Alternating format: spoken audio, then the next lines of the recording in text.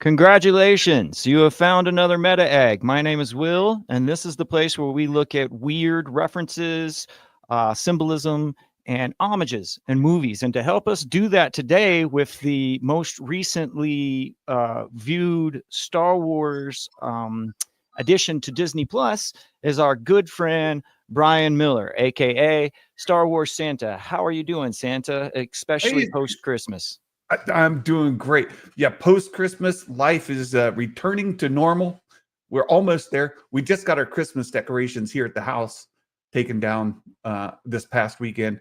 Of course, my tree stays up year round, but other than that, life is returning to normal, and that's a good thing. Thanks. I mean, you sent me this. I'm going to go ahead and share it because it's kind of fresh, and I think that that's probably where we need to start off.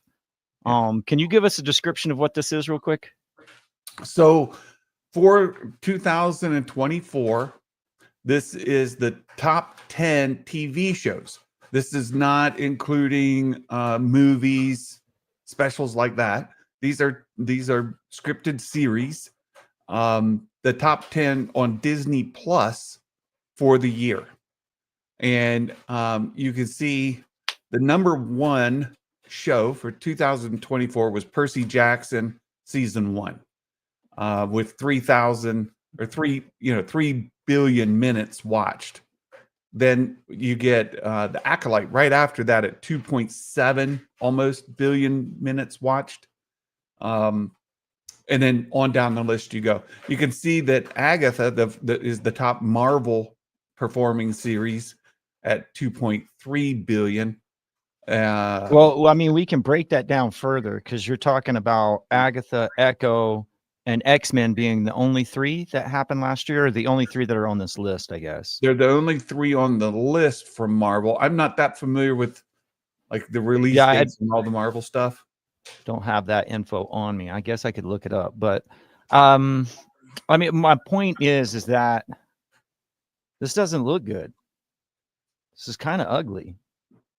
Well, I mean, well, first off, I guess, how important is this information to you think? Do you think in like as far as like a modern rubric to how we used to grade pre-streaming, as far as TV shows were concerned? Well, that's tough. What we know is during the pandemic, streaming series were the hot thing, right? And just my personal take on all of this, and I sent you some additional numbers, like just to compare. Okay. So the Acolyte had 2.7 billion. The Book of Boba Fett had 3.6 billion. So more than, 1 billion more minutes watched, right? For the Book of Boba Fett. Kenobi had 2.98 billion. So basically 3 billion. Just over what the Acolyte has. And it also, right, Kenobi came in under what Percy Jackson did. And when you consider that, just my opinion on this is the pandemic, if we look at that, the high tide, right, of people going to streaming services for content. Since the pandemic, that tide has been lowering, right? If we were to say now we're at a low tide compared to the pandemic, what's the top that a show could do? Well, there's still plenty of people who are subscribed to these services, but how many people are using them and watching them compared to living their lives and going out and doing other stuff or watching other services, right? So if we look at Mandalorian season 2, it did 3 billion. Kenobi, basically 3 billion. Book of Boba Fett, 3.6 billion. Mandalorian, I was trying to see what it had. My friend Bespin Bulletin said that, let me see, he gave a number for Mandalorian season 3. He said 7.5 billion. 7.5 billion is more than twice, right? For Mandalorian season 3, more than twice of Percy Jackson, even, right? So the whole it's not necessarily Star Wars. The whole system fell off, is what you're saying. Like That's everything. that's my own take on it. Yeah, my take is that and when you read the story behind this Illuminate chart, they said that the Amazon streaming service is experiencing similar kind of numbers compared to series from previous years. So my personal take is that the tide is low, right? We had high tide, pandemic. Now all the boats are sinking, right? This and you do have spikes where one show will do extremely well, but then even that will fade off over seasons.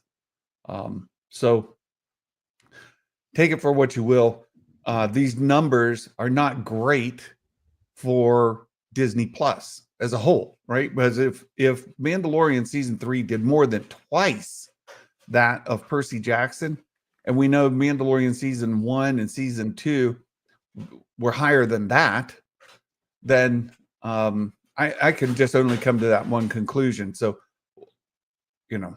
how much can they invest in these series when the viewership's so low? Even on your top performing series, the viewership is a fraction of what it used to be. So I saw a chart earlier this year that showed traditional broadcasting versus streaming, and I think that it was not 2024 numbers, but 2023 numbers was the halfway mark where it was 50-50. And they said that was the first time that it was 50-50, that before then it was traditional broadcasting. And so streaming was predicted to be at least over half the market, starting with the numbers in 2024 and so forth. But what we're kind of seeing here is that there was an adjustment, right? Like at least maybe not those numbers might not have gone to traditional like broadcasting, but there was definitely a tick away from what people or how people were using streaming. Is that what we're getting out of this? I mean, that's what I take out. Assessment? That's what I take out of it. And I just found a number for Mandalorian season 3 was 823 million minutes watched. So Mandalorian season 3 is coming in under what Ahsoka on this chart, right? Ahsoka on this chart is 841. And Mandalorian season 3, Nielsen measured 823 million minutes watched across all episodes. So that's Skeleton Crew is kind of okay. So the comparison between Bad Batch and Skeleton Crew is what makes me nervous. And the grouping of 5, 6 are those are both animated, right? Yes. Those are the only two animated on here. So X-Men 97, an animated like Marvel did better than most everything else. I mean, that's like the halfway point of how you would grade it, I guess, would be X-Men would be the Mario in the bunch. It would be there straight down the middle, right? Yeah. But Bad Batch, what concerns me is Bad Batch. Well, I guess it is season 3, right?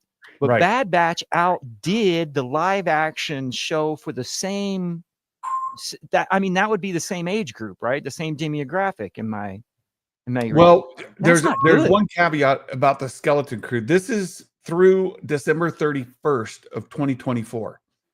The Skeleton Crew just concluded in January of 2025. Right. So it could have been lifted by the numbers and so actually Skeleton Crew's numbers are probably higher.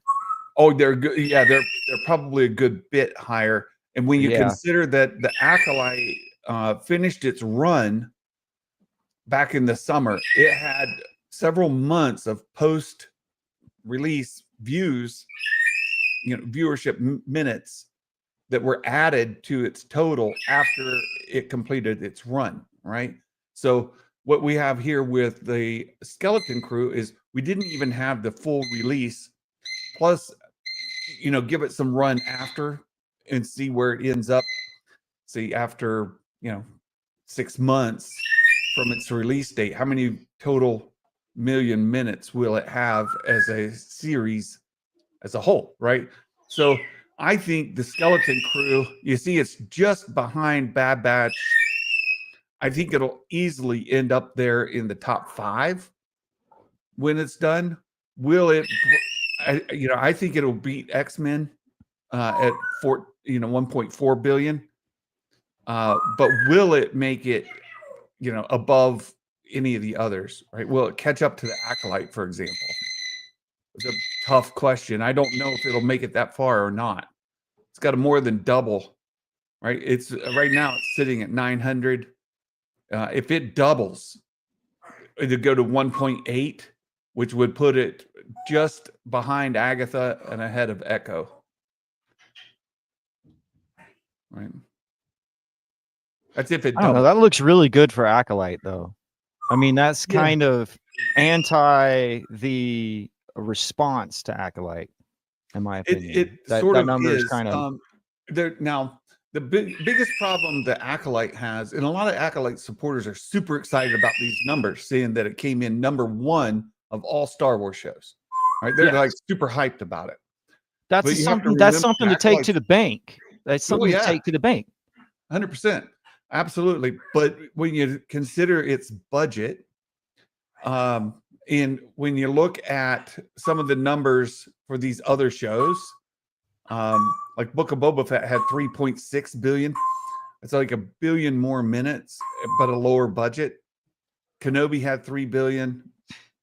All of these other shows were higher. Again, I think the tide was higher, right? Now that the tide's lower, there's a ceiling that's been adjusted, down. But that budget for Acolyte is sky high. Even with it coming in number 1 of Star Wars shows at 2.7. Saber Smith, hold on a second. There's a comment. Pip's not lovable. Well, your cell phone is not that lovable droid that you want. That leapfrog that was within her pocket was not as adorable as you wanted it to be, huh? I'm unable to see the comments, so let me pull that up. Oh, he's just saying Acolyte didn't have a lovable droid, so yeah. But Acolyte had the annoying Pip droid, right? Well, that's true. That's true. Right. Dale said, if you don't consider Meg's point this morning. Well, Meg has a different view of things. And what Meg is, her argument is that each show is doing more damage than the show before. And that's what's driving numbers down. Starting with her argument was Mandalorian season 3 kicked off the damage, then followed by Acolyte did more damage, followed by the Skeleton Crew. That's her argument. Now that's a perspective. My perspective is that the tide is lower. I don't subscribe to that perspective, and the reason is like, I mean, first off, I love Meg, but I'm not really happy with most of the fan base, because I think the fan base is almost cannibalizing itself. Yep. With they're following this rubric of paying more attention to the responses of the work than actually just accepting the work for what it is. First off, everybody needs to stop getting emotional about Star Wars, because that's just making this shit worse. Because people they're expounding their frustration with Star Wars, which just colors the way everybody receives it. And I'm basing this off of my own experience going to multiple Star Wars in one night. When you go to the opening, you'll have one crowd cheer, the other crowd boo. It's because the same reason, like an umpire on the side of the road is influenced by people telling him what to call. And that's how we receive these things.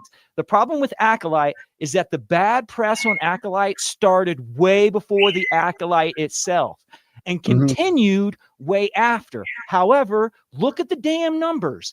everybody was watching it to hate. It's like rage watching. And Yes. so it's like there's this thing where we're colored by how we're going into something, and we're no longer anticipated by shit. Because, and besides, like, let's go back to the subject at hand here. Skeleton Crew is a kids TV show, and we can kind of grade this off of how it did compared to Bad Batch. Because first off, everybody was shitting on Bad Batch the whole time too, and it's a kids show, so its numbers should be low. You know Well, what I'm saying? animated is Animated different. yeah, yeah. Animated is automatically going to be lower, but and again, we have to remember, give Skeleton Crew another, couple months. These Acolyte numbers in this chart that we have are basically 6 months of viewership. So 6 months of viewership gets it up to 2.7 billion. The Skeleton Crew yet wasn't even fully released. It was already at 900 million. So let's give it 6 months of runtime and see what its minutes watched is when all is said and done. I think I agree. Crew, and I don't even think that that's like a good rubric. I think that the way that we used to judge like TV shows off of their openings or the numbers they got when they premiered is completely skewed, because that was a whole generation of individuals who had to be on time by the TV to see what they wanted to see. And that's no longer viable. And that's no longer how people consume shit. And people like, I'm telling you that I think that this has more to do with like YouTube culture than people give that credit for. I agree with you completely, Will. And it goes back to my argument about the tide, right? During the pandemic, what else were you going to do with your life? Every night, you can't go out. You can't do anything publicly. There's no like high school basketball game to go to. You can't go to the football game on Friday night. You can't go to the movie theater on the weekend to see the latest movie release. Everything was shut down. We were unable to do these things in public. You couldn't go to a convention. You couldn't go to, there were so many things that a sporting event, right? Couldn't go to the hockey game, the NHL game, whatever, right? So people were stuck in their homes. And that's why my argument is that that tide was way high. And the viewership on everything during that pandemic were based on those high watermark, right? Now that tide we were seeing theater numbers go up too. Like people are going to the theaters more often than, which was everybody on YouTube was saying wasn't going to happen. They were like, we'll never go to the theaters before. It would be like going to dinner or to a play. And that's not what's happening. Like people's habits are changing quicker than people can predict. Right. That's exactly right. And I think as these numbers come down and people are now, going back to the hockey games and their high school basketball games, and they're doing all the things, right? The cap on any show is going to be much lower. And you said it perfectly. Like, you used to have to be sitting there when it released. You had to be watching it as it aired, or you had to, DVR it, or before that you had to tape it. Before that you had to VHS it, but right, and then you would catch it afterwards. But yeah, so viewership patterns change, and when you look at these numbers, you have to consider the viewership pattern as part of the equation. You can't just and Dale Skywalker's Academy said it perfectly. He said people read the data how they're going to read the data because it's not clear cut, but it's because there's complex, right? Viewership patterns have to be considered. And if this is happening across platforms, Disney Plus, Amazon, like when they're seeing return series numbers drop across all platforms, it's my position that the tide is low. There's a cap, and that cap is lower than it was. And when you look at a number that says, well, Book of Boba Fett did 3.6 billion. Acolyte's down 1 billion minutes watched over Book of Boba Fett. Obviously. So now you draw your conclusions. Well, that's because it's turned fans off. Fans are leaving. Fans are finding other things. fans no longer watch Star Wars. Star Wars is dead. Right? It goes right down that path. And you're like, well, wait, what's going on with viewership patterns across all platforms? And they said, well, it doesn't matter. Star Wars is Star Wars. Star Wars should always be watched by everyone. Well, there's your straw man. Anybody can make up But a it straw man. wasn't. But it wasn't, and it never has been. And I think that that's like the main issue is there's no longer this nerd mentality to Star Wars, but a jock mentality. Like before, it was this thing that existed that was outside of like what you societally how am I going to say this, what you experience. Like if you're in high school and you're a Star Wars fan, Star Wars isn't in the high school. Like when back in the day, we didn't even have like the ability to go to Target and buy Star Wars shirts. They were like harder to find, and stuff of that nature is taken for granted now. Like Star Wars is bigger now than it has ever been ever. There's more people who know what Star Wars is now than ever. But that almost ruins it because now it's like everybody has an opinion on how it should be done. And no one's looking at it like it's something that exists outside of themselves. They're identifying it and thinking that they have the authority for it. And it's just a thing, guys. It's just a kid's show. Holy crap, man. Right. Look, I think Sabersmith, he brought out a really cool quote from the show, right? At the end of the show, Fern tells her mom, even in the worst places, we found good people. Isn't that cool? Because even online, right, in these toxic spaces of social media, there are good people, right? You can't. Well, I think they're all good people. I think that there are people who are like being like emotionally manipulated, though.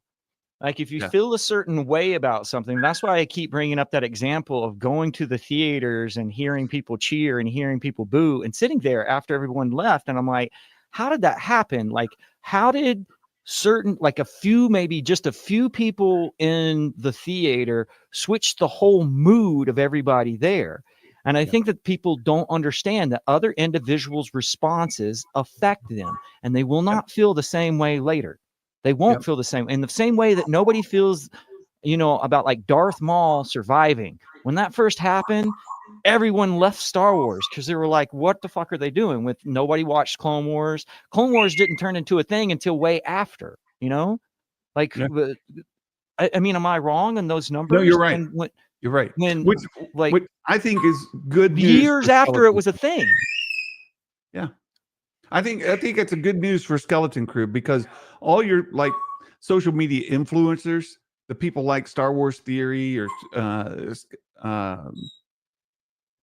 Thor Skywalker, Star Wars Meg for sure, all these larger YouTube content creators, Star Wars Explained and New Rock Stars, all these major influencer channels are talking positive about the Skeleton Crew, where you had a lot of vitriol aimed at Acolyte before anybody even saw the first minute of the show. It was an election year. It was, dude.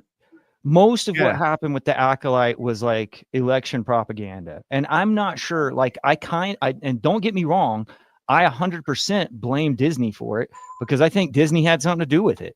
I think agree. Disney was like leaning into the trend of leaking negative stuff about themselves and this hope that it would make people watch it and then like see, oh, that wasn't as, oh, the lesbian witches weren't as bad as everybody was talking about for months on end, because that was a thing way before it ever happened. Like, well, there's two things we can take out of that. One, Skeleton Crew has a lot of positivity around it from everyone. There's very little negative.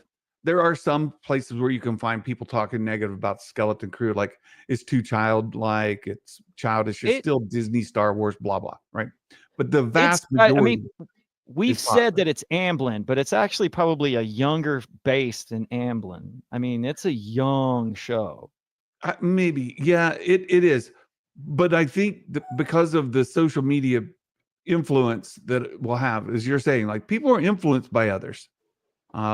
It's very true, and the influencers are drawing people towards the Skeleton Crew, not away. Now, if you want to get into the other side of things, and we could talk about it maybe in a little bit, is the Mandalorian Grogu movie is beginning to leak like a dam. Skeleton Crew's in it.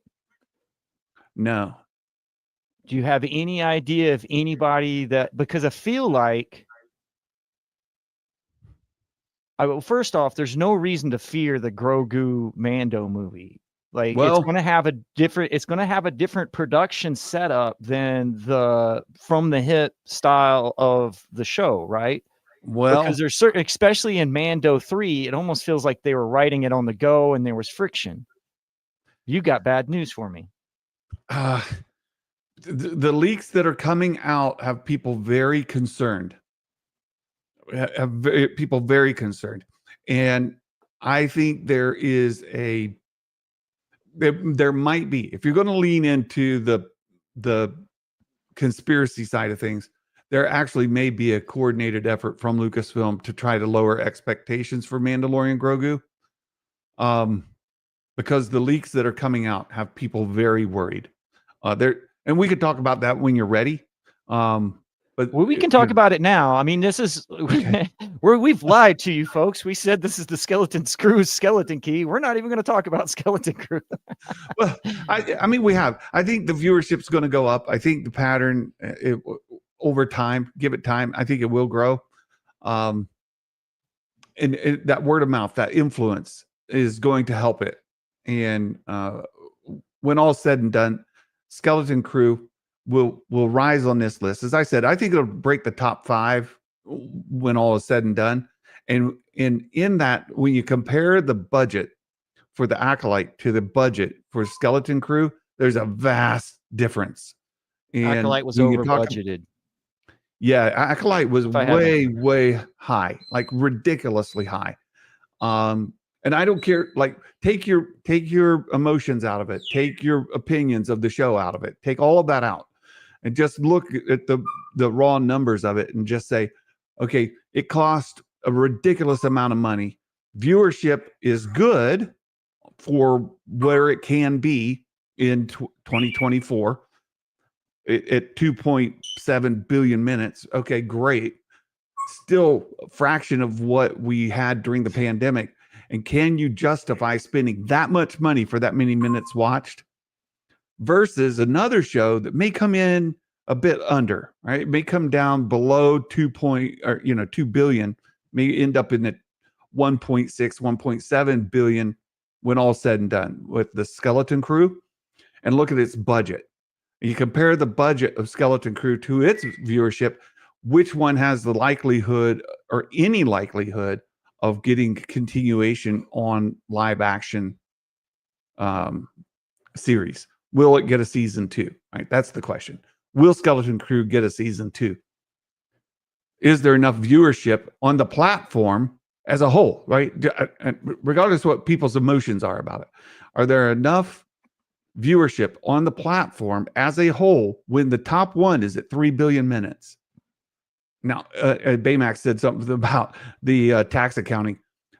I'm not a tax accountant for Disney, and I have no idea how they account for viewership minutes to budget. I have no clue.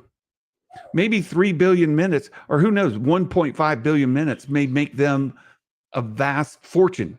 I don't know. Maybe they're losing money on them. I don't know. They've lost. I also saw the screen for the last few years on streaming. Traditional broadcasting is actually still making more money than streaming. Nobody's making money on streaming. That's why I was and when I was in that meeting, I was like, does that mean there's going to be like a sling back the other way? Are people going? And I don't know necessarily. I think what it might have to do with is that people, so individuals who started the streaming went over to streaming because there was no commercials, and then they didn't make any money. Now everything has commercials, and it's not like the commercials we had with cable. It's the ones you can't fast forward through, or sometimes can't fast forward through. Right. And so like the game has changed. And I'm not Right. sure if that has something to do with it too, that people are just frustrated.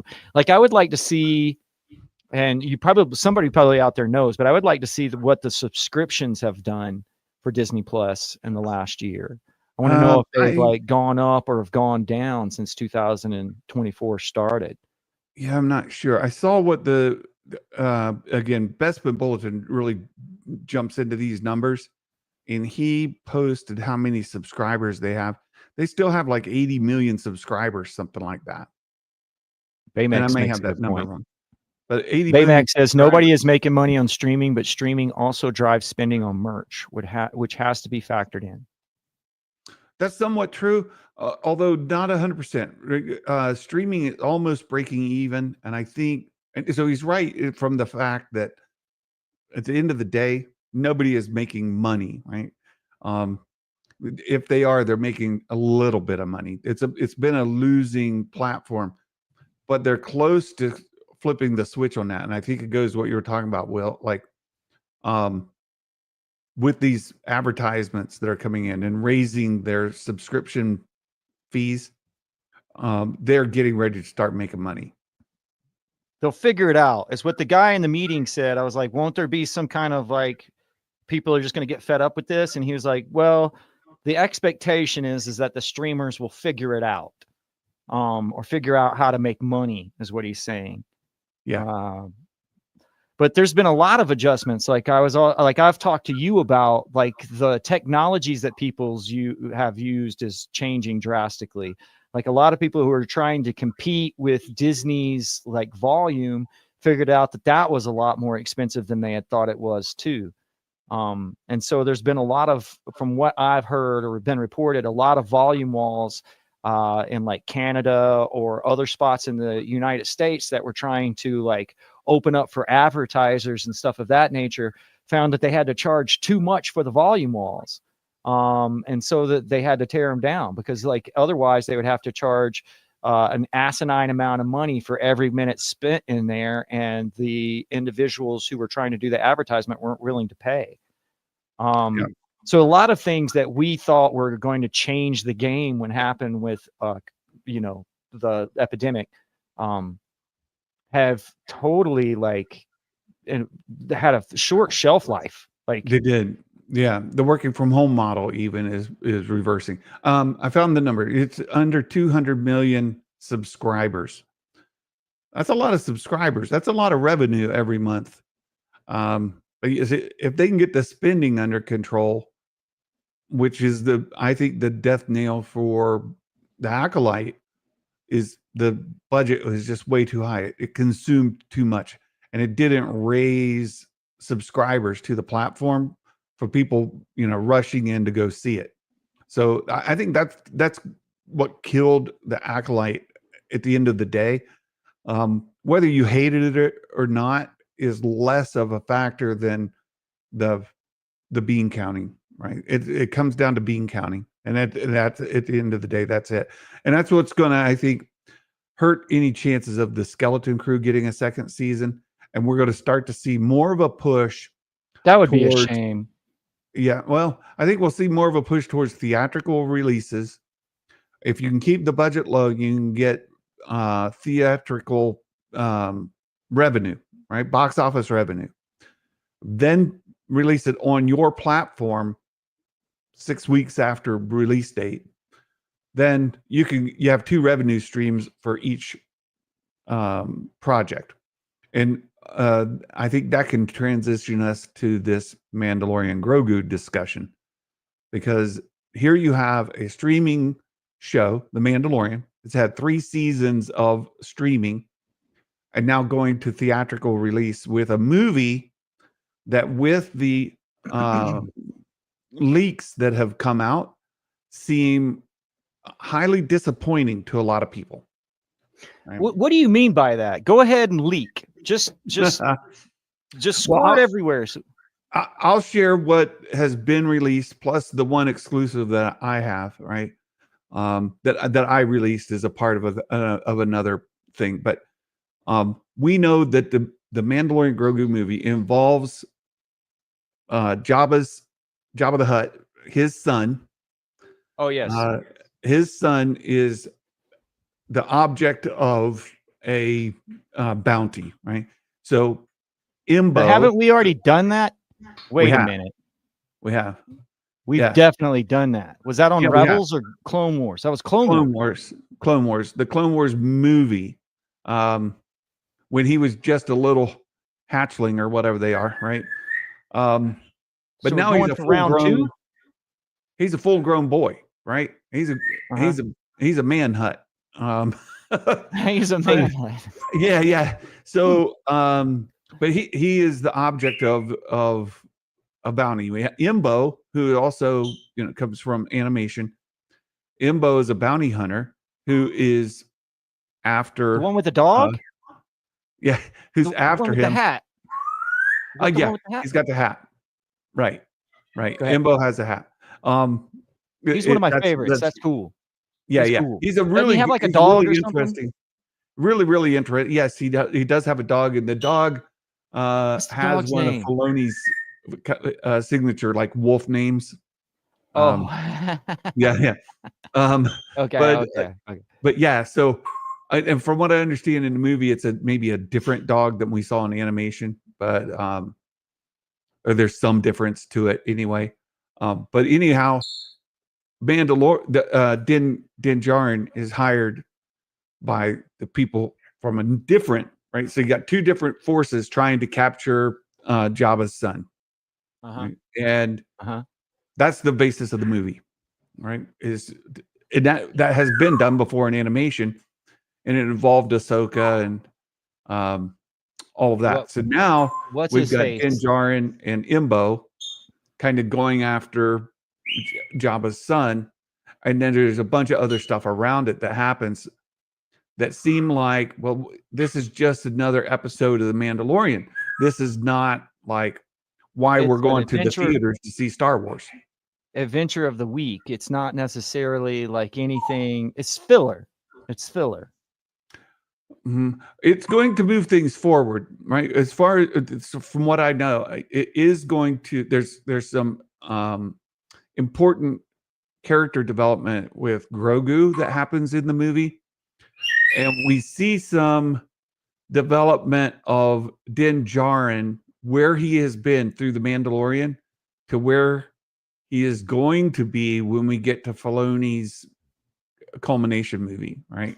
His Avengers movie, right? Where you bring in all these things together. You have to get Din Djarin from sitting in his cabin by the pond watching Grogu capture frogs, right? That's where we left off. You got to get him from there to involved in this whole to wanting to even take a bounty. Like, why would he take a bounty again? Money, right? And here's been my take on it. Okay, so I expected what my expectations for the Grogu thing was. I kind of expected them to try to like bring the Filoni verse together in some way, like different aspects of what we've already seen on Mando, maybe Omega, maybe Skeleton Crew stepping in there. Anything like that to bring about all of these little pieces into a fully cohesive, like big tale is what I wanted or what I expected. Well, that's not going to be in this movie. I think that's Filoni's movie that comes after. This movie is contained. We don't have any Bo-Katan. We don't have any of the Mandalorian like clan involvement. This is back to father son, right? On a mission together. That's what the movie is. Is that a good idea? Do you think, well, or should have that just been another season? Shouldn't that have just been like season 4 or something? Well, that's basically that's what it is, right? That's what they said it was going to be. I don't even know if it's a season though, Will. And this is I've had this discussion with Baymax, right? Is this season 4 boiled down to a movie, or is this an episode that's been beefed up to a movie? To me, it seems more like an episode that's been beefed up, maybe 2 episodes, right? Not an entire season. And that's only because the scope of the movie is so small. Right? There's not that big of a scope to this movie. It's it is going to be small. Now, the big development out of it that's got me somewhat excited is that Din is going to get another Razor Crest. So you see my Razor Crest back here, off to the side. Yeah. He's going to get another Razor Crest, and he's going to own another one. Right, this one was destroyed in the season 2. He's getting a new one. That's exciting to me. Well, that's an awful lot of. What are those? Those little creatures? What the blur? Oh, the these are blurgs. Yes. Where did you get blurgs? I got. They released them this last year. I've got an autographed one over here, but we've got Autographed by who? I got 4 blurgs under there, and I got a couple that are still boxed. I got blurgs everywhere. It's 4 great. blurgs with the 4 blurgs are blurging. Oh, Yeah, wait, great. that's not appropriate. Where? Hey guys, there he is. All right, now, okay, let's talk a little bit about like the actual show. I went through some of my notes that we just sent to each other on Discord. Like one of the first things that I kind of like said was just giving you a breakdown of all of the different references I saw from. I mean, one of the biggest and most obvious, I guess, is Treasure Planet, right? The whole thing is basically a take on like Treasure Island mixed with well, you said Wizard of Oz, I think. Yeah. Is that what you said? And I did. then I said something around the lines of Gulliver's Travels is like thrown in there for good measure. But there's also like a little bit of E.T. going on. There's a little bit of that old movie, The Explorers. Even though that's not Amblin, I kind of have that feeling where these group of kids are like the one with River Phoenix, and I think like Will Wheaton or something, and they're like building a spacecraft to go and meet the aliens. Because there's at the climax, spoilers, when there's an invasion, that felt earned, because it's like this suburb, but there's aliens coming down, and it doesn't seem like far-fetched because the aliens. We've already seen the aliens, but there was still that panic, that panicky feel of, oh shit, like we're on our bicycles and the aliens are coming in. But let's talk about the Wizard of Oz, because you made some good points as far as like at the actual Aten planet, the AI that's running it was voiced by an individual. I don't know. How did you put it? Well, there's a couple of things about that. And first of all, the whole color scheme for Aten was emerald. And we kept seeing emerald over and over again, like the Emerald City of Oz. That the protective barrier was like a big emerald cloud around it. The office spaces when you were in there, the furniture, the stone, everything that was in there had an emerald kind of hue to it. And at the end, after the show released, there was a little piece put out that said the great and powerful supervisor of Aten, like the great and powerful Wizard of Oz. All of that. And there was a factor where the supervisor had a voice of a guy who very similar to Wizard of Oz, where the Wizard of Oz was this great and powerful figure, right? Like over powerful creature with fire and booming voice and all of that. So we hear the supervisor's voice, and when you actually in Oz, there's a man behind the curtain, right? There's just a guy. Well, they flipped it in the Skeleton Crew. The supervisor has the voice of a man, right? They make these announcements. This is the supervisor. This and that's happening. But when you get there, you find out he's not a human at all, right? It's a droid. It's a artificial intelligence. Giant head with like a Hal eye, like Hal from 2001: A Space Odyssey. He's just got this one big red eye. Yes. So there were very purposeful references to Wizard of Oz, and the interesting thing to me is Wizard of Oz, Dorothy. And there's also some cinematic shots that mirror perfectly Wizard of Oz. But in here, Dorothy, there you go. She is trying to get back home to Kansas, and she's in Oz, right? And so she's trying to get to the wizard to get back to Kansas. In the Skeleton Crew, it's flipped. These people are from Oz, and they've been thrown out into like the Midwest, and now they're trying to get back to Oz, right? So it's a flipped story, and it very much follows the kind of adventure that you see when you read the Oz books, right? Not just the movie or the screenplay, the musical, but when you read those books, it very much follows where you go world to world, and there's different people on the different worlds, different kind of things. Like the Skeleton Crew is- China country, like people have there's different physics for each land, but it's kind of like Yes. reminiscent of when they go to that first planet and all of the kids are in military service. Yeah. Or then they go to the next planet, which is like a resort planet where all of the Yes. rules and kind of bureaucracy of that has changed.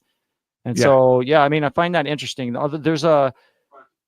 There also, if you consider their old planet, like my wife was a history teacher for a while, and she used to teach that there was like symbolism in the Wizard of Oz that talked about the financial issues of the time in which it was written. For instance, the gold standard is kind of symbolic of the yellow brick road or the yellow brick road, and then the Emerald City has to do with money because it's green, and everybody puts on the color green glasses to make them think that it's more valuable than it actually is. But that's overall the messaging of Aten, so to speak. It's like they're creating cash. So I don't know. Yeah, I think it's definitely intentional. it's very intentional, and you just brought up another key point that I mentioned to you. In the Wizard of Oz, the city's not really emerald, right? They wear these goggles that are emerald, and it puts an emerald hue on everything because the goggles themselves are emerald, and it's a requirement. You must wear the goggles, right? So it's this artificial um, characterization of the city. At Aten, they have an artificial barrier. They give it that emerald cloud that that encircles the planet. It's fantastic, right? It's just Everybody sees green. They're not allowed to see the actual stars above. But they have to have like the whole planet is covered by a green glass, kind of. Yes, that's a good point. Good point. It's really cool. Really cool. Yeah.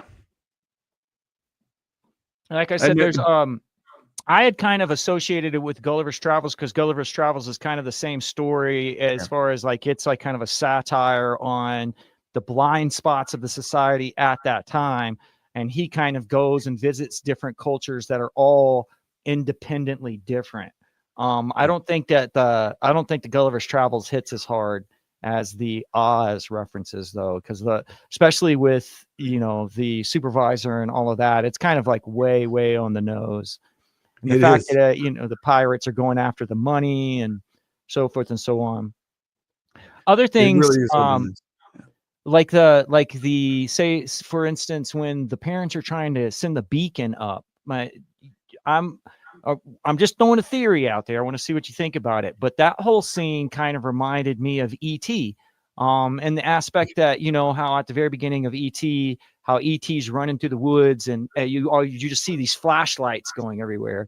But even the thing that they have, the probe that they send up, that's kind of like E.T. phone home. It actually, I mean, call me crazy, but it looks like E.T.'s spaceship, bro. It does. So it's got two aspects that are taken directly from ET, right? When they're assembling it on the ground, it's very much like that beacon in ET where the kids are putting all the toy pieces together and the battery in the woods. Making it with the wind and with the stuff. But so it's very similar. Like when they're putting this together in the woods, it's very similar to the one that the kids are putting together in ET. Once it gets assembled and they send it up, it looks very much like the ship that ET arrived and then left on. It's it way too close to be an accidental thing, right? I It's think basically so. the same. Yeah. I mean, that's the first thing. It was weird. It was weird. I don't know if any other, because we're not really like, I'm not really paying attention to Easter egg, like.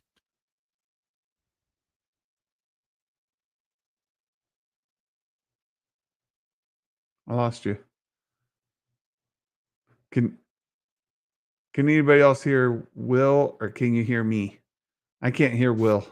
My thing cut me off. There I Okay, am. you're back. Do you hear me now? Can I hear you? I can hear you.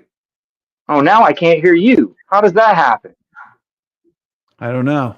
So in the chat, who can hear who? I can hear everybody now. I can hear you. We're good? I didn't mute myself. So the thing, sometimes StreamYard will just like refresh and automatically mute me, and I haven't figured it out yet. Okay. Let's talk about things here for a second. Okay. Let's see. Let's go through all the characters. I want to do that real quick. Let's see. All right. So we have Wim, Neil, KB, and Fern, and then Jod. What's Jod's whole name? I can't even remember. It's like, and Jod has like 7 names, but Right. The name we know him as is Jod Nawood. And we don't know if that's his real name or if he's like just assembled that out of somewhere, right? I've been real curious about something. Do you think there's a backstory to KB?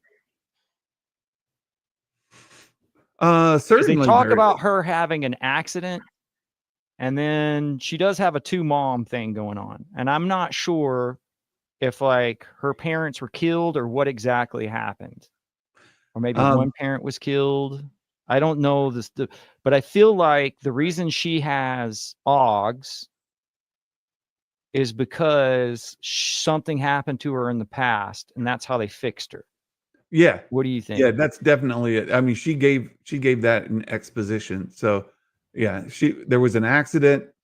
The augmentations are a way to keep her alive. Yeah, for sure. And she's not an intentional mod, though, right? I mean, Baymax says she's a mod, but she's not. This isn't right. This isn't the same as in Book of Boba Fett, where people were doing artificial mods to enhancements. Or Lobot. This isn't Lobot. This is, I mean, she's basically a Lobot, but she's not an intentional Lobot, because who would Lobot a kid? That's fucked up. Right. Well, it's life-saving mods, right? They had to do it. Otherwise, right. Like what's her name? Finnick. Finnick's stomach is like right. Okay. Yep. All right. For sure. All right. I know she had an accident, but what I think though is that involved at least one of her parents. I'm not sure, because I mean, of course, it's okay to have moms in Star Wars. I'm fine with that, but that's not how babies are made. So I'm thinking that like perhaps that's why she is with who she is because something happened to her parents also. Yeah, I think you're going back. Yeah, that's a really good point. And in interviews with the showrunners, they intentionally left a lot of these backstories open to be told in future stories, even by different authors. They said, like, if some of this gets told in a comic book or in a novel, they're fine with that. If it gets told in a movie that they're not involved in, they're fine with that. They left it. Well, what they've done here is really smart, because if they could get the characters to catch on, they could carry them through for their entire careers. Like in truth, that's why I'm especially happy that they used such young kids. Although I think it kind of alienated some people, because I had individuals who were, have been watching Star Wars since they were teenagers. They're now in their 20s. They're like, well, that's not the fan base that wasn't meant for me, is how they basically put it. Right. But I mean, if you have like Wim and Neil, you know how when Wim and Neil first meet each other on the streets and they kind of pretend that they're like dark side and light side. I mean, if Yeah. you actually saw that happen, that would be amazing. Do you know Well, what I where's mean? Wim's mom? Wim has no Yeah. mom. Where is she? What happened to her? Um, you see, Neil lives in the like quintessential perfect family, right?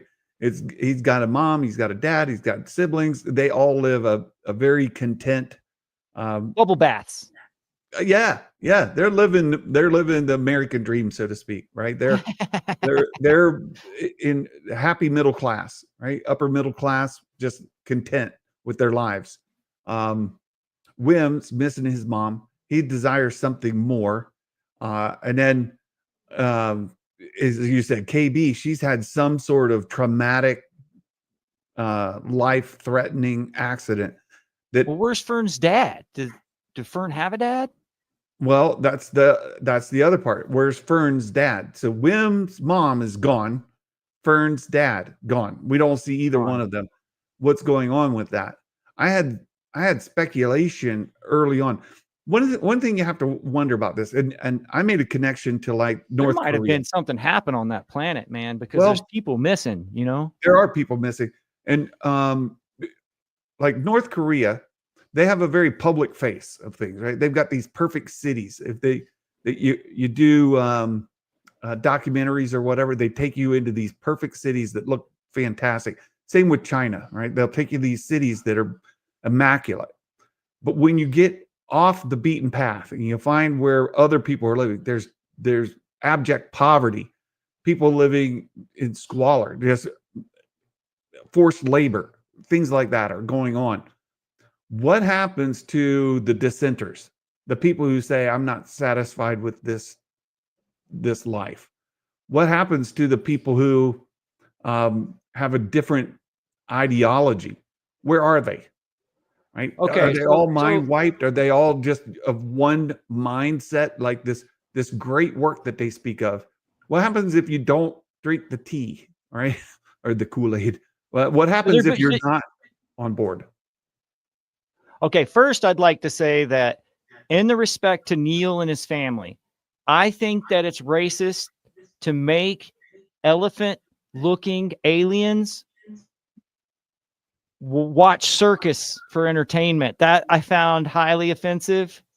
I think that that's profiling to assume that these aliens just be watching human circus performers. Offensive. The second thing would be that what you're saying kind of makes me feel like there's a whole nother side to and that they could explore. Yes. Like Well, they we even have the threaten. wizard. What happens if the wizard gets killed? Then the wicked witch comes out of nowhere. Well, And they there could threaten be- Wim. Like, what happens if you don't take Wim and Fern are having a discussion outside of the principal's office, so to speak, right? And Wim hasn't taken his test. And what happens if you fail your test? And they said, well, you get sent to the mines. And then, oh, I'm just joking. Morlocks. Right? Well, where do you get sent? Right? Baymax said you get disappeared. Sabersmith, you get sent to the mines. Where do you go? What happens to you? Where's the rest of the planet? Just think about like a planet that has been held in like apart from any. It's North Korea. It's North Korea. It has to be. Where's your population? What you see this town, right? It's this idyllic town. Where's the rest of the population of the planet? People are having children. Where are all the other people? Where are the other species, the residents? Where are the other inhabitants of the planet? There's not enough people that inhabitants that we see. There's got to be a majority that still aren't even in scope of what we saw. Okay, so moving on from Manhattan, what happens to Jod now? Oh, he's got a great story from here, doesn't he? Like he watched the other pirates, like their ship go down, but he is unaccounted for, right? He can now, but there's no barrier. He can do whatever he wants. He can go and change his name again, right? I look forward to see, like, if there's a season 2, it's got to be based around Jod, right? The kids will be older. The showrunners already said they're not going to try to do like the kids are, 6 months older. These kids are years older, and they'll just pick up from there. So maybe we find Jod in something later, and the kids are like, "Wait, we know who that guy is," and they get involved in another adventure, right, to try to catch up to him, or they somehow he comes back to them and says, "Hey, kids, I need your help. Let's go." Or he somehow starts teaching Wim, or gets like, Yeah, he there's shows got up. to be something. Yeah, are you up for an adventure? Come with me, right? That kind of thing. I don't know. There's so many opportunities that you can have, stories to be told around Jod, and where's he going from here? We still don't know his full backstory. Who was the Jedi that adopted him after Order 66? So the Jedi that picked him up as a kid, he said he was living in a hole. And I saw this comparison too that it kind of blew my mind. Jod says, I was living in a hole. A Jedi found me, trained me for a short time, and I watched him die in front of my eyes.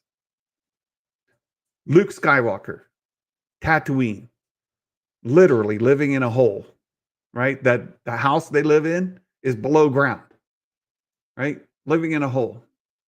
A Jedi finds him. Obi-Wan finds him, teaches him for a short time, and then he watches Obi-Wan die in front of his eyes. Well, wait a minute. I've actually heard that there's hidden scenes of there's deleted scenes of Jod's teacher. No. Did you know this? They clarified that afterwards. It was the supervisor had a recording when they said execute Order 66 that was a Jedi being assassinated by clones. Okay. All right. Because I think I saw her on Instagram or something. They were showing how she was a stunt girl and how maybe her story would be told in season 2 and all of this. But that's just kind of like headline bullshit. Yeah, they did it. Well, they did an interview with the showrunner, and he said no. It was what it was is they were showing, not telling. Like the supervisor, when he tells Jod, "Hey, last I heard, Jedi were bad. Which are you, a Jedi or this?" Right? And it catches him in the lie. Well, they were going to show, not just tell. And so the idea was they had this recording. The supervisor was just going to project it and show it. And it had nothing to do with Jod. It has nothing to do with whoever trained Jod. That's still left open. Yeah. Okay. So, I mean, okay, let's see. I also talked to you about Neil. Now, you could maybe use him as symbolism as like Ganesh, the elephant god who gets rid of obstacles. But I think it's more funny to think about him as a circus elephant. The thing that's cool is that he is believable. Like a lot of, how when they first made the prequels, and there's that whole soundbite of Lucas talking about Jar Jar is the crux of everything if Jar Jar doesn't work. And in a way, I mean, I guess Jar Jar was believable, but nobody liked him. Neil's kind of the opposite. Neil works and he's lovable. Like Neil's the emotion, like when he's looking around, like when Fern's basically, well, I killed your captain, and like Neil looks over at Wim like, did she just say that? But he doesn't say anything. All of that is relayed just on his eyebrows going up. And it's this fake mask. It's not a real person, but you're completely convinced that it's real. Do you agree with that? Oh yeah. Yeah. He's vulnerable, right? He's a child. First of all, he's vulnerable. He's not like trying to defeat the world like Wim is, right? Neil is, right. He grounds Wim. He grounds Wim big time, because Wim is always like, let's do this. And he's like, nah, this is your fault. Yeah. And he's vulnerable. He's naive. He's a little bit of the cowardly lion, right? Good one. Right. Like, I guess KB would be the Tin Man, right? Yeah. Yeah. Yeah. They're all represented there. Yeah. Yeah. That's good. Yeah. That's good. I don't know. The Wizard of Oz is there. Yeah. Wim could probably be the Scarecrow, I guess, and Fern would be Dorothy in a way. Well, But Fern is I don't know, Dorothy. like, yeah, Yeah. Fern would be Dorothy, right? Because Fern is Yeah. whoever that young lady is. She's a powerful actress, man. She could be mad. She could be like sad. She's all of that's believable, like frustrated, like all of that, like confident. All of that's believable in her. Like Yeah. she's a good actress. I think that she's the main. It's you kind of get the idea that Wim's the main character, but I don't think so. I think Fern's the main character. Fern's the I captain. agree with you. I agree with you. Wim is the Scarecrow, right? And he is he bumbles, right? His bumbling causes them problems that they have to get out of. And he pushes the button you're not supposed to push.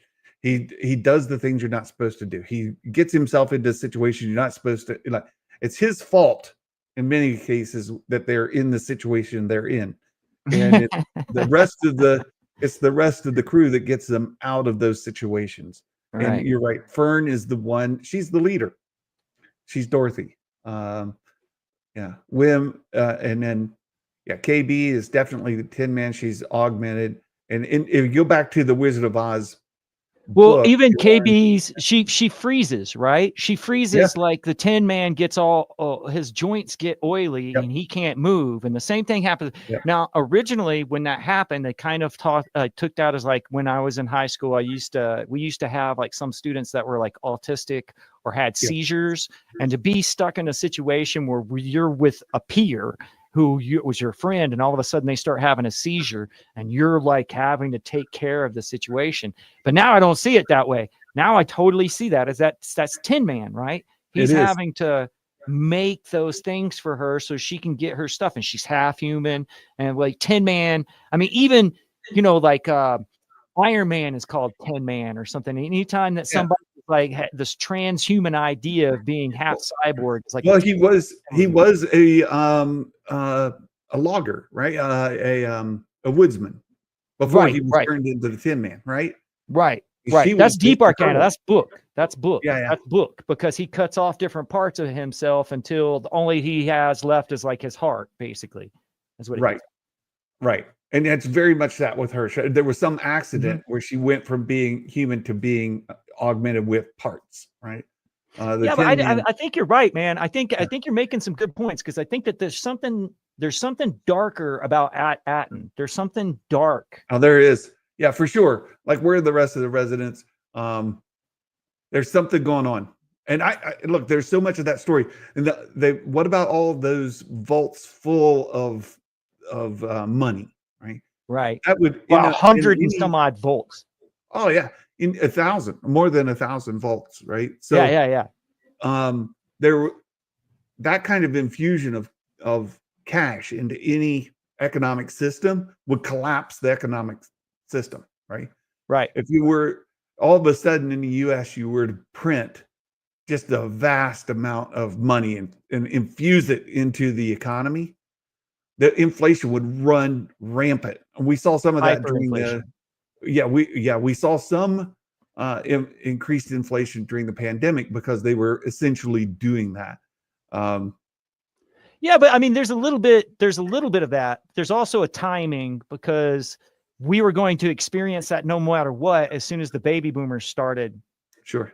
Because there's a difference in workforce and everything of that nature. But as far as that plan is concerned, I think you're right. Like, there's a reason why it should be kept hidden, because once it's discovered, the value, it's not as valuable as it was. But there's some, like I told you before, I need to go back and like read the subtitles, but there's a part where Wim's really bored in class and he's sitting there using his desk as like an etch-a-sketch. It's an etch-a-sketch. Yeah. It's 100% an etch-a-sketch. And him to do that takes skill, bro. You are not paying attention in class if you can make a Jedi with lightsaber with an etch-a-sketch. It's pretty difficult. But it is. While he's paying attention to that, and you're kind of like in awe of what he's doing, the robot is telling some really boring stuff about how finance works. And I think that they're explaining with words I couldn't even understand, like why the planet is the way that it is. But I mean, how long are we looking at? Like, how long have they been like that? A while. So there's several evidences. First of all, we know that Order 66 was basically the last time they had any communication from the outside. Okay. So that happened prequel era, and now we're, a decade after, or 5 years, whatever, after Return of the Jedi. Right? So we're way past that.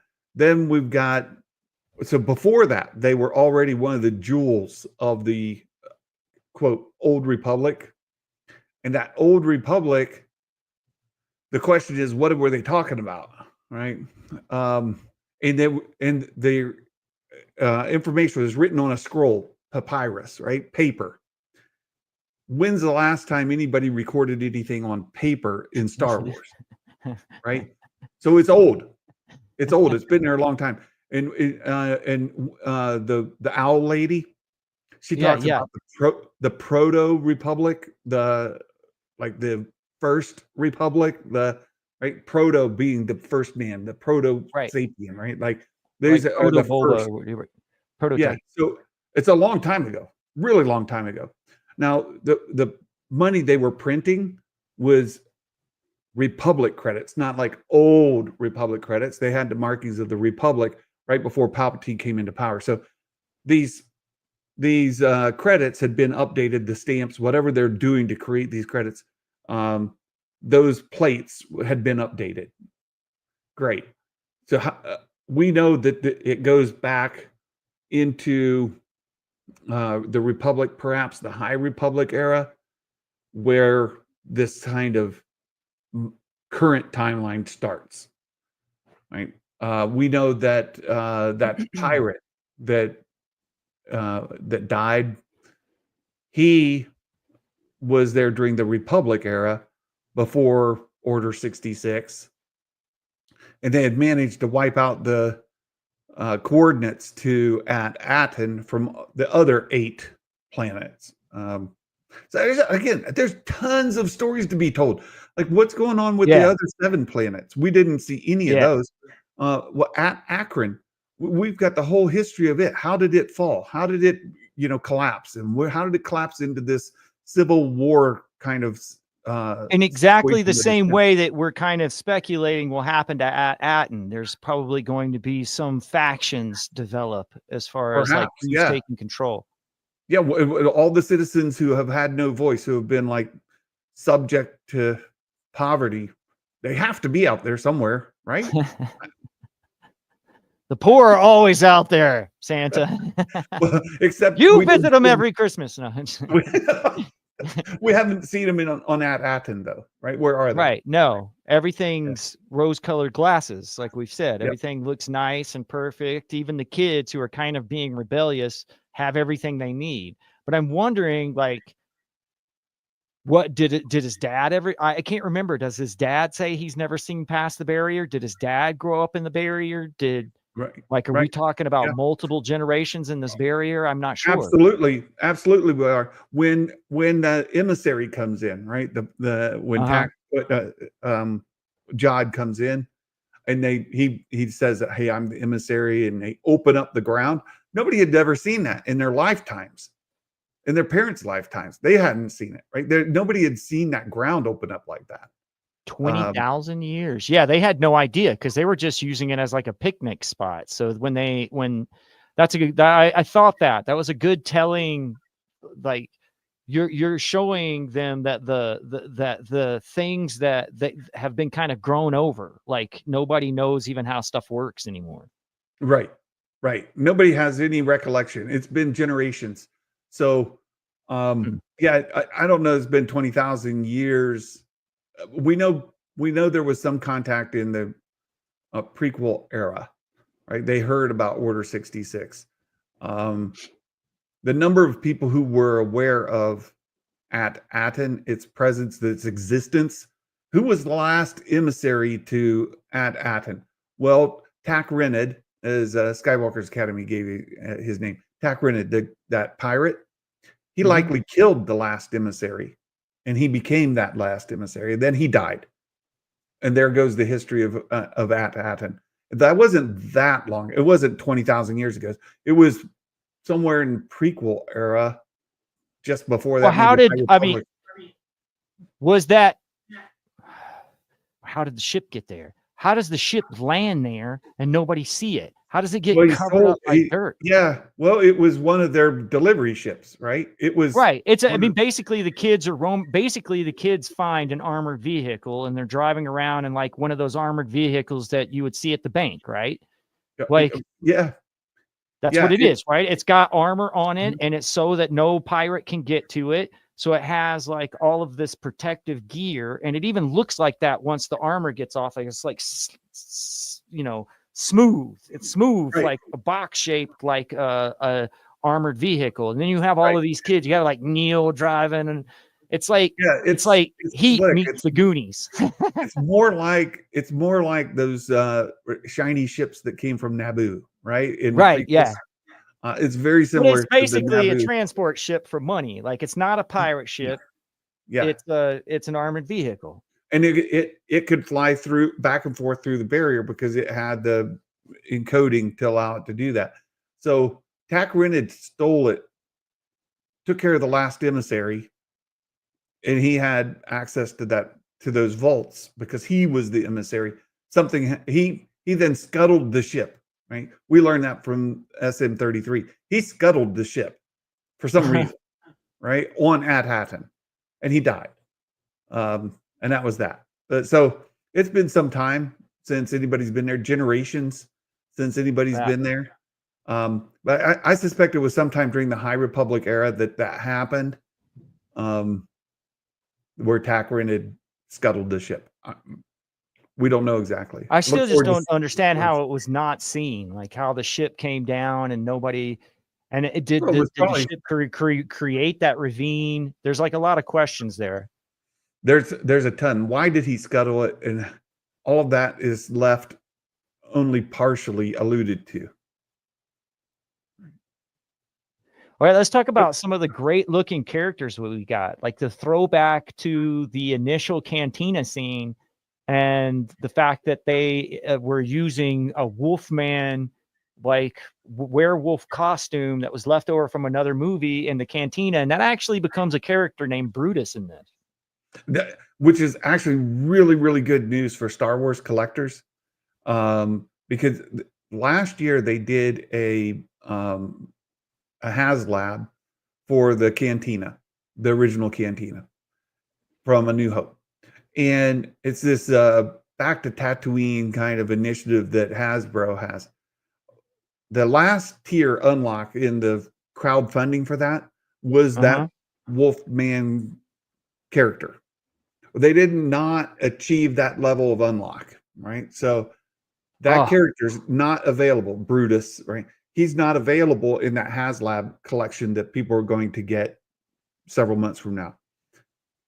Now that he's shown up in the Skeleton Crew, there's a much higher chance of him showing up in the mainline vintage collection Hasbro release, so that they can get that character on a different card. It won't be the A New Hope Cantina card. It'll be on a Skeleton Crew card, but they'll still be able to take that figure and put it into their cantina to complete their collection. So what is the news as far as Skeleton Crew and other figurines go? Are we going to get like an Onyx Cinder or whatever they call it? Like, is that the name of the ship? They have released that for Lego. Oh, okay, good. Yeah, Lego seems to be way ahead of everybody else, but yeah, Lego, but it's the version that has all the armor on top of it. It's not the final version. It's right. the So Lego may release a second version of the Onyx Cinder and get you to buy 2 of them. Yeah. Now will Hasbro do it with the vintage collection? I would say that's unlikely. Yeah. All right. Well, I've used up a lot of your time, but let me ask you one more quick question about figurines. Are we going to get an Urkel pirate? Are we going to get? Do you think we're going to get like basically the most of the crew for the pirates and stuff of that nature? Are we going to, do we already have a Vane character from Mando? No, they haven't released that. I do think that the lead pirates, so Brutus, and you may get the Urkel one. Yeah, a couple Jod others. with the And then helmet. yeah.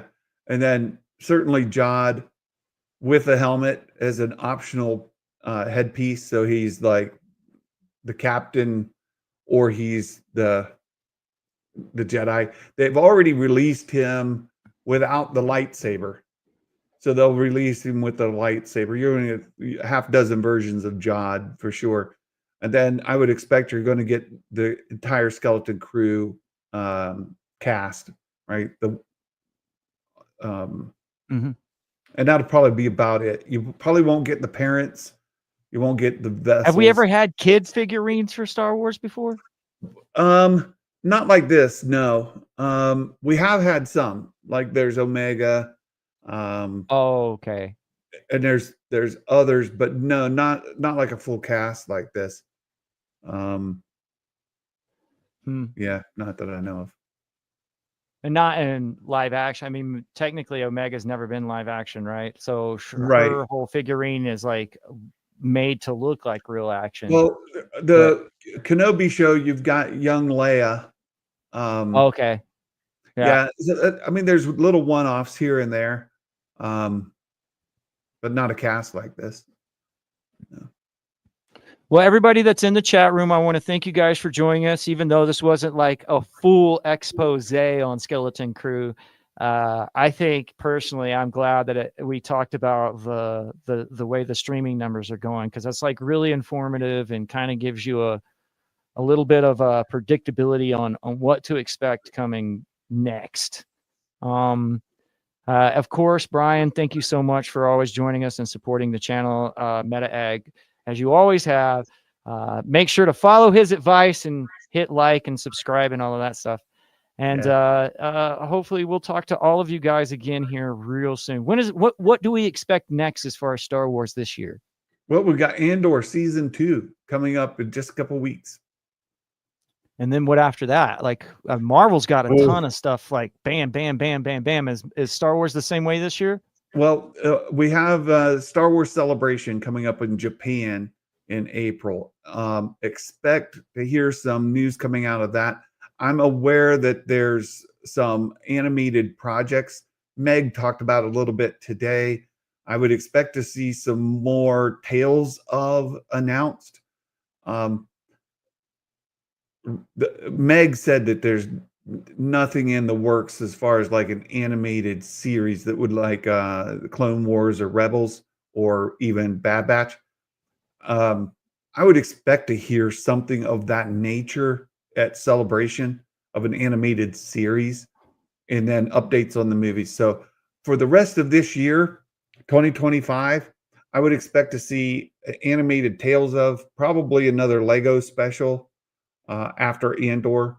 Yeah, that might be about it. And then 2026 is huge because we should expect Mando movie. Yeah, we're going to get Ahsoka season 2, the Mando Grogu movie, and some more animated. Oh, look for another season of Visions. I think that's announced for 2026 as well. So the rest of 2025 after Andor might be kind of light for Star Wars. Okay. Like I said, 2 animated. I would expect a Lego special, and then like Tales of. But those are thank you for turning me on to that Lego special, by the way, because that was a lot of fun. The one with the everybody's kind of opposite and the whole Jedi Vader and all of that. That was a lot of fun. What I understand, that series may continue. Like probably the next it was pretty Lego popular. Special may be a continuation of it. I don't know how I feel about that, but it's funny. I mean, it's just muddies the waters. Like when you got like fun. Beach Luke, it's fun. Yeah. It's fun, but it's. I hate to see it become more popular than real Star Wars. But anyways, again, thanks everyone. You guys, I agree with Baymax who thinks that season Andor is going to slap. But boy, is that going to be fucking That's going to be focused to a totally different audience group than Skeleton Crew. 110%, man. Yep. But I enjoy watch this stuff for fun. Quit crying about Star Wars and pull yourselves together, people. There's plenty of Star Wars out there to enjoy. If they screw it up now, we got 40 years we can pick through. Okay, so calm down, stop talking negative, and by all means, we'll stay meta. All right. Thanks again, Santa. You're Take it welcome. easy, Thanks y'all. so much. Yep. We're out.